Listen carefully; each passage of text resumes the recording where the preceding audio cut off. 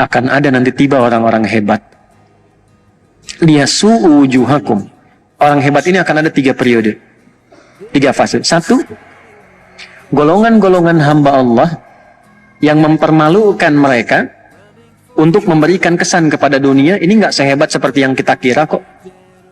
Teknologinya paling canggih, intelijennya, strateginya, penyadapannya, gitu kan. Sehingga propaganda yang dibuat keluar itu, seperti yang tadi saya sampaikan, propaganda keluar tuh begitu. Selalu menampakkan nggak ada apa-apa, kita yang paling hebat, nih kecil kok. Cuma ormas kecil gini, ya dibanjirin aja selesai gitu kan. Tapi kan nggak selesai-selesai. Sayangnya beberapa orang terpengaruh dengan itu. Ya, nggak ngaji. Akan ditemukan, kata Allah, satu golongan hamba akan muncul. Hamba-hamba ini begitu terlatih untuk menunjukkan kepada dunia, mempermalukan wajah mereka di dunia. Oh, ternyata yang selama ini kelihatan seperti hebat, gak hebat-hebat juga. Random, habis juga, kena juga. Ya, biayanya sama biaya yang kecil-kecil. Oh, ternyata yang selama ini strateginya, kemudian intelijennya, kemudian juga ya penyadapannya macam-macam itu begitu canggih. Ya ternyata intercept juga, kena juga. Selesai juga. Dan itu hanya dilakukan oleh kelompok-kelompok yang disebut kecil. Jadi untuk memberikan kesan kepada dunia yang besar, negara-negara yang merasa punya militer, punya pesawat tempur dan sebagainya, Anda kemana aja selama ini? Enggak, bukan masalah iman, bukan masalah keyakinan, cukup jadi manusia aja. Tapi bagi orang Islam, kemanusiaan itu dilampaui dengan keimanannya. Imannya kemana? Gitu. Ditampakkan, liyasu'u wujuhakum, itu 1, untuk mempermalukan wajah mereka di hadapan dunia. Ternyata selama ini yang disebut hebat cuma begini aja.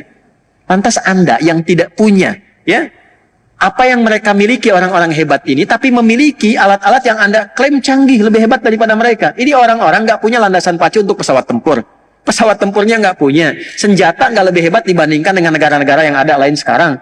Orang-orang negara-negara yang mengatakan di situ muslimnya banyak misalnya, atau negara-negara Islam, atau umumnya dunia pada umumnya, yang pesawatnya hebat, alutsistanya banyak, dan sebagainya, dan seterusnya, diam. Sementara yang disebut terbatas ini tiba-tiba mempermalukan, oh dengan begini aja selesai, bisa kok. Ya itu 1.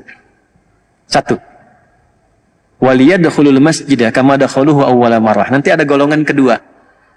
Ya, golongan kedua ini sudah menyelesaikan semua konflik yang ada di situ, menenangkan kembali sampai Masjidil Aqsa dibebaskan. Fase kedua. Fase ketiga, ini saya baru memahami ayat ini dan hadis Nabi. Ini hadis Nabi ini, jangankan kita, orang Yahudi sendiri pun begitu yakin dengan hadis ini. Jadi saya kasih tahu rahasia ya, ini diantara kita saja nih. Ya. Ini mau habis nih, 5 menit, 10 menit lagi lah ya waktunya. Saya mohon izin tambah 25 menit tadi. Gak apa-apa ya, 15 menit tadi tambah. Lihat sini. Jadi Yahudi itu yang nggak diterima, yang nggak mereka terima, Nabi Muhammad sebagai Nabi. Tuntunannya masih diterima. Yang nggak diterima itu cuman kenapa Nabinya Muhammad gitu. Itu aja. Kalau nabinya bukan Muhammad, dari jawab mereka akan diterima. Tapi tuntunannya diterima. Makanya oleh mereka Quran diriset. Makanya oleh mereka hadis diriset. Dan mereka yakin dengan itu. Salah satu yang diyakini apa? Nabi kan pernah menyampaikan di puncak nanti bagian ketiga itu, fase ketiga, waliyutabbiru ma'alau tatbira, menghabiskan semua tanpa kecuali, habis, selesai. Allah menyampaikan demikian. Ya, ada mereka berlindung di pohon-pohon yang diberi nama dengan korkot.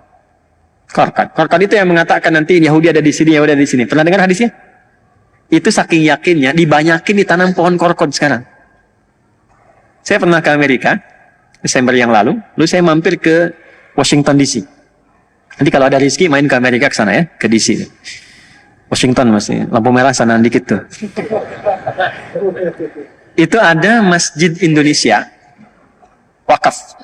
Di zaman Pak SBY dulu, ya, ada dana abadi umat itu sebagian yang mau dikirim untuk beasiswa, membiayai ke Al-Azhar dan sebagainya, itu sebagiannya dialokasikan untuk beli satu gereja tua, ya, yang dikonversi jadi masjid di DC, di Washington DC. Yang menarik itu adanya di pemukiman Yahudi. Ya, saya masuk situ, saya lihat pemukiman Yahudi itu, langsung cepat aja. Itu yang ditanam pohon korkot rata-rata, termasuk di lingkaran gereja yang sekarang jadi masjid itu. Saya dengan DKM jalan, saya bilang, Mas, ini pohon apa coba? Apa ya? Inilah pohon korkot. Ya, itu menarik. Jadi mereka pun yakin, sampai sekarang pun ditanam itu. Dan Anda kalau baca tekstual saja, secara tekstual, Anda akan menyimpulkan, oh ini hadisnya ekstrim nih, masa dihabisin sampai ke pohon, pohonnya bilang bunuh, bunuh, bunuh. Bukan begitu cara memahaminya. Ini hadis, termasuk ayat tadi, itu berbicara tentang konfrontasi militer. Dan problemnya apa? Saya baru paham sekarang, memahami ayat dan hadis itu. Ternyata, di muka bumi ini, ya ada beberapa kurang lebih yang mungkin sampai 6 negara lah, ya, yang di dalam konteks kenegaraannya itu sifat-sifat perlindungan militernya melibatkan sampai ke rakyatnya, ke masyarakatnya, termasuk di Indonesia. Indonesia itu kalau berjuang, kalau sudah ada misalnya perjuangan sampai ke konfrontasi militer, misal Belanda datang dan sebagainya, itu bukan cuma tentara yang berjuang, kita pun ikut di situ. Makanya pesantren keluarkan resolusi jihad dan sebagainya, semua angkat senjata bawa gitu.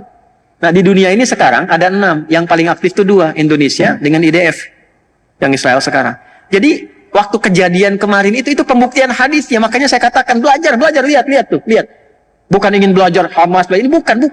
Coba peristiwa itu cek kembali, mengkonfirmasi benar nggak yang di Quran, benar nggak yang di hadis. Itu kan masyarakat dikasih senjata, teman-teman. Masyarakat dikasih senjata, di video banyak di YouTube, cek. Ada masyarakat Palestina konfrontasi dengan masyarakat yang di sana, yang di wilayah Zionis disebut Israel itu. Itu rakyat biasa, masyarakat sipil, bawa senjata, ditembak tuh orang Palestinanya, dor, selesai. Yang polisinya diam-diam aja begini, dibiarin kena. Jadi rakyatnya dikasih senjata. Nanti pada periode ketiga, setelah periode kedua itu, Masjidil Aqsa bebas, periode ketiganya ada konfrontasi luas semua. Semua masyarakat Yahudi yang ada pada masa itu diberikan senjata, dan berlindungnya di balik pohon korkot. Itu yang menjadikan kemudian pertarungan semestanya menjadi meluas pertempurannya. Itu maksudnya. Nah, jadi kalau Anda melihat situasi sekarang dengan karakteristik bom ini, bom itu, emang karakter rusak ini. Ya, tapi tidak bisa dipukul rata, misalnya Yahudi keseluruhan nggak bisa dipukul rata. Yang rusak-rusak aja nih. Yang apa? Yang Zionis. Yang diklaim dengan Israel sekarang itu. Ya, yang lain-lainnya mungkin ada yang baik-baik juga ada. Ada Robi-Robi yang mengatakan itu mereka memang perusak, ada Robi yang begitu. Nah itu mungkin kalau dia tarik ke atas itu yang 70 orang disebut di Al-Araf 155 tadi. Generasinya itu tuh. Tapi tinggal sedikit. Tapi ujungnya kan kalau nggak beriman sama aja kufur. Tapi setidaknya membawa sifat kemanusiaan yang jelas. Tapi pada umumnya yang rusak lebih banyak. Ya, kalau mendiamkan sesuatu yang rusak kan sama rusak juga. Ya kan? Jelas nggak?